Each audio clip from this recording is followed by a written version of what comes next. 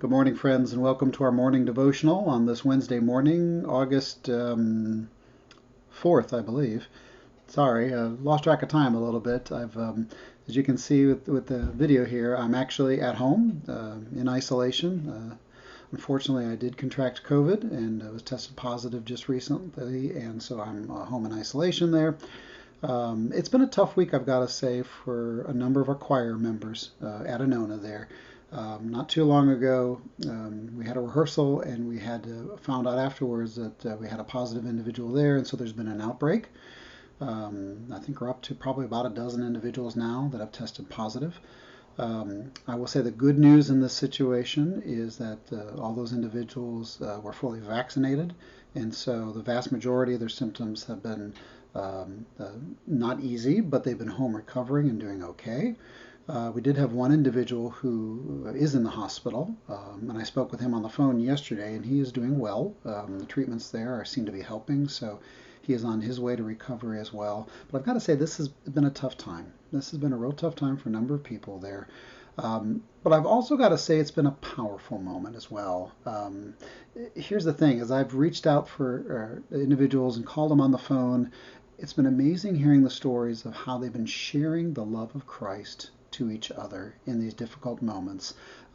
Individuals I've been speaking with, they've been getting phone calls from family members and friends and church members and pastors and neighbors, checking up on them. Look, can I be of any help? Can I pray for you? Is there anything we can do? Know that you're not alone. And it's been real powerful hearing the stories of connection that's been going on even in the midst of this difficult time. And it reminds me of 1 Thessalonians chapter 5, verse 11. And it says this: "Therefore encourage one another and build up each other, as indeed you are doing." Here's Paul in the scripture. Before this, he was kind of outlining some challenges in ministry and, hey, the world's not going to be around forever kind of moments. But he was also encouraging them to rejoice, to show concern for each other, to comfort each other, and to uphold the weak, being patient with all people. Because the reality is life can be tough. Life can be difficult. It can throw us curveballs and challenges that we must face. And yet it's in the midst of those challenges and anxiety moments that we know we're not meant to walk that journey alone.